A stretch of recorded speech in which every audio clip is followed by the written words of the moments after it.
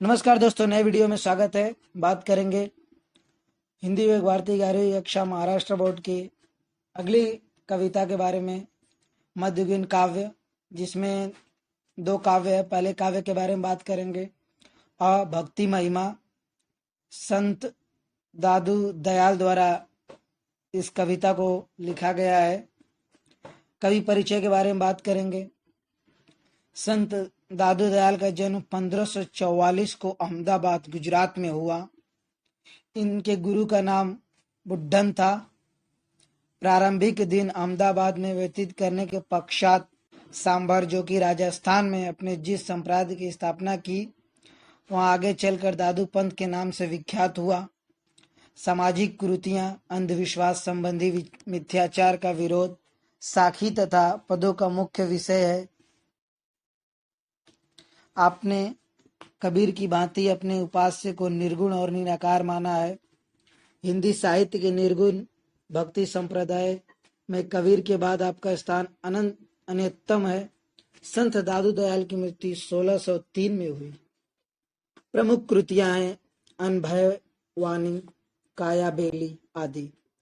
काव्य प्रकार है साखी। साक्षी का अपभ्रंश है, जो वस्तुतः दोहा छंद में ही लिखी जाती है। साखी का अर्थ है साक्ष्य, प्रत्यक्ष ज्ञान, नीति ज्ञान, उपदेश और संसार का व्यवहारिक ज्ञान देने वाले छंद साखी नाम से प्रसिद्ध हुए।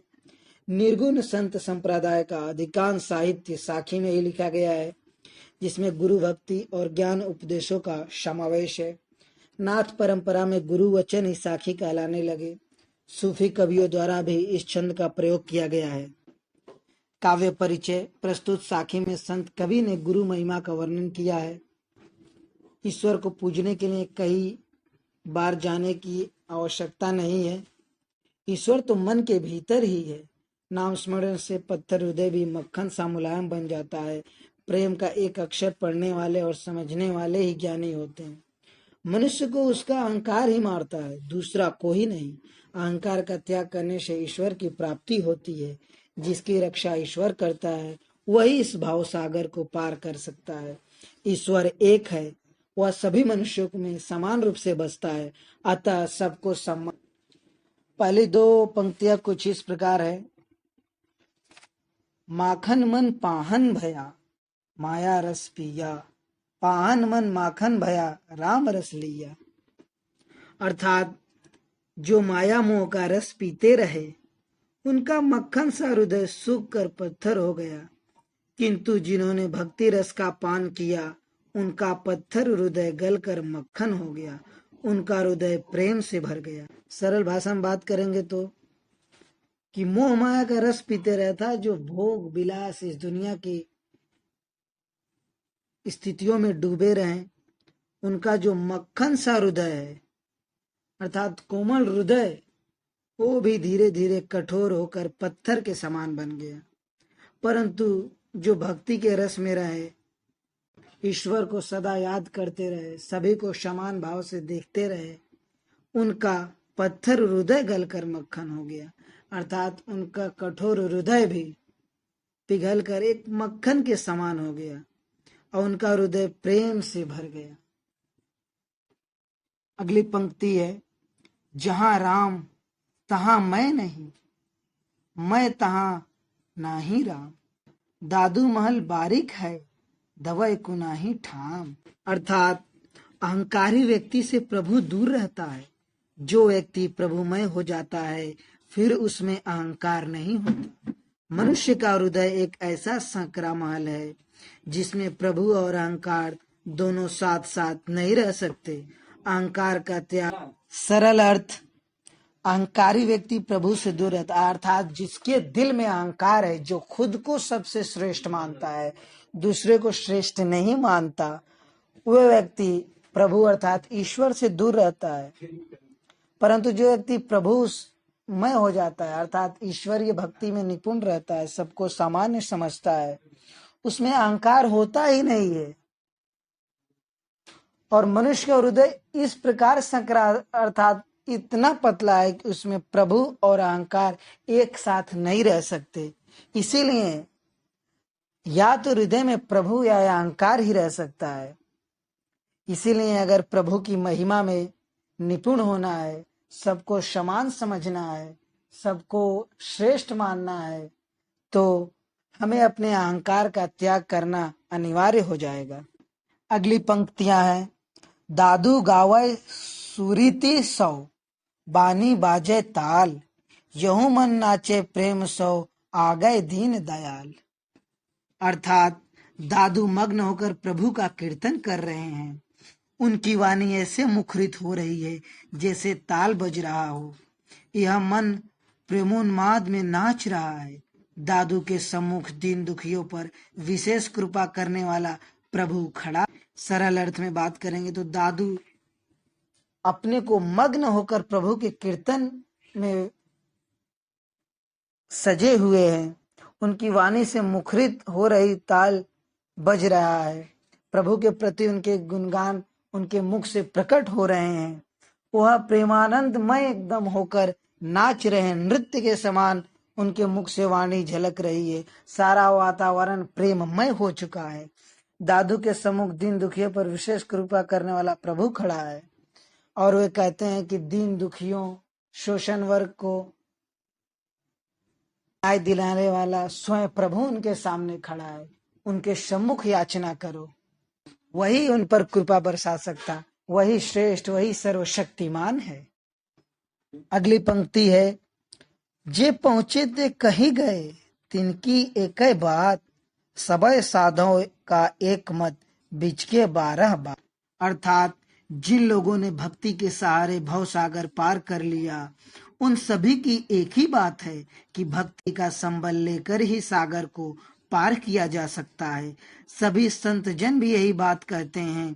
अन्य मार्गदर्शक जीवन के उद्धार के लिए जो दूसरे अनेक मार्ग बताते हैं, वे भ्रम में डालने वाले हैं।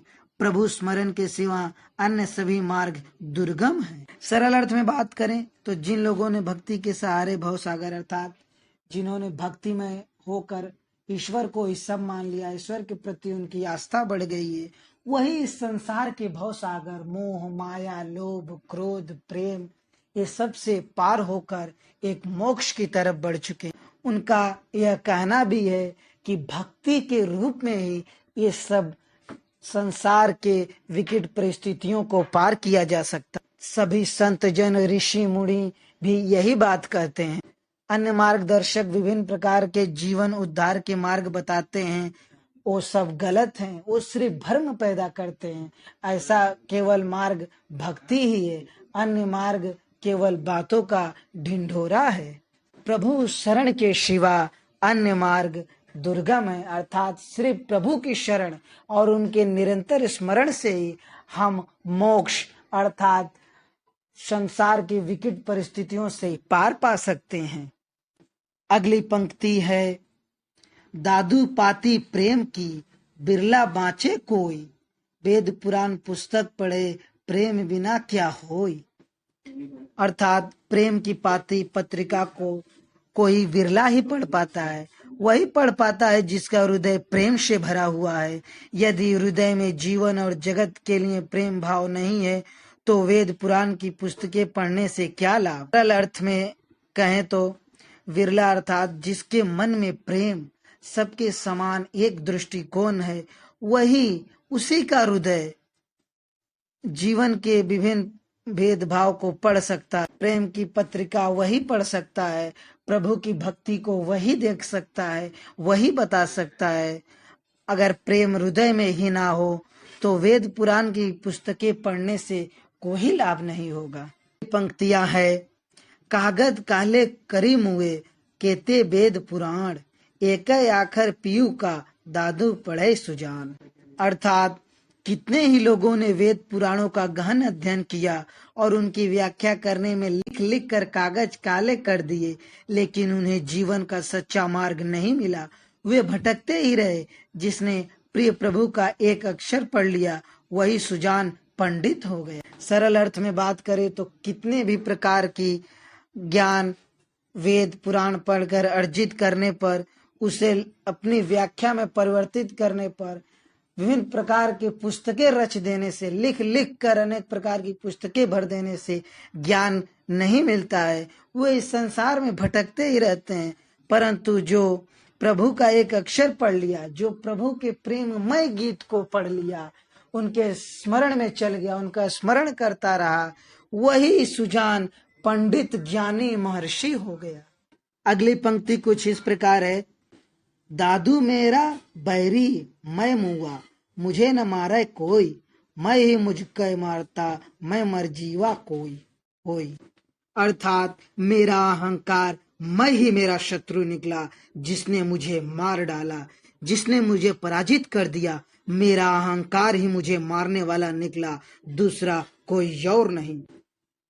इस प्रकार सरल अर्थ में बात करें तो मैं ही सर्वश्रेष्ठ हूँ, यही अहंकार ने मुझे मार डाला, किसी ने मुझे नीचा नहीं दिखाया।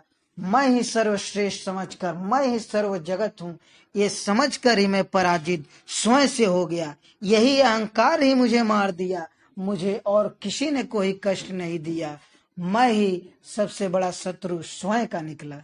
अगली पंक्ति है। जिनकी रखियां तू करे ते उबरे करतार, जे ते छाड़े हाथ थे ते डूबे संसार। अर्थात हे सृष्टिकर्ता, हे प्रभु, हे सर्वशक्तिमान, जिनकी रक्षा तू करता है वे संसार सागर से पार हो जाते हैं, और जिनका हाथ तू छोड़ देता है वे भवसागर में डूब जाते हैं। तेरी कृपा सज्जनों पर ही होती है। सरल अर्थ में बात करें तो कवि कह रहे हैं कि प्रभु सर्वशक्तिमान, जिसने स्वयं इस संसार की रचना की, वही सबकी रक्षा करता है। उसी के कारण ही कोई संसार भवसागर से पार पा सकता है, मोक्ष पा सकता है। और जिस पे इसकी कृपा नहीं हुई, जिसे उसने अनदेखा कर दिया, वह भवसागर में डूबकर मर जाएगा, उसे कोई नहीं बचा पाएगा। और तेरी कृपा तो सुजनों पर ही होती है, जो तेरा प्रिय है, जो तेरा भक्त है, उसी पर तेरी कृपा होती है। अगली पंक्ति। कहे को दुख दीजिए, साई है सब माही, दादू एक आत्मा दूजा को ही नहीं। अर्थात रे ना समझ, तू क्यों किसी को दुख देता है? प्रभु तो सभी के भीतर है, क्यों तू अपने स्वामी का अपमान करता है? सबकी आत्मा एक है, आत्मा ही परमात्मा है, परमात्मा के अलावा वहाँ दूसरा कोई नहीं। सरल अर्थ में कवि कहते हैं कि हे ना समझ इंसान मनुष्य, तू क्यों किसी को दुख देता है? प्रभु अर्थात ईश्वर तो सबके भीतर है, वही परमात्मा है, आत्मा के रूप में सबके भीतर बसे हुए हैं, और उनके अलावा दूसरा इस जगत में कोई नहीं। परमात्मा ही सब है, वो हमारे भीतर, प्रत्येक के भीतर आत्मा के रूप में विख्यात है, इसीलिए ना समझ ना बन। अगली पंक्ति है। दादू इस संसार में ये दो ही रतन अनमोल, इक साई इक संत जन, इनका मोल न तोल। अर्थात इस संसार में केवल ऐसे दो रत्न हैं जो अनमोल हैं। एक है सबका स्वामी प्रभु, दूसरा स्वामी का संकीर्तन करने वाला संत जन, जो जीवन और जगत को सुंदर बना देता है। इन दो रत्नों का ना कोई मोल है, ना कोई तोल, ना इनका मूल्यांकन हो सकता है, ना ही इन्हें खरीदा जा सकता है, ना तौला जा सकता है। सरल अर्थ है कि इस संसार, इस विश्व में केवल दो ही रत्न अनमोल है, अर्थात मूल्यवान है।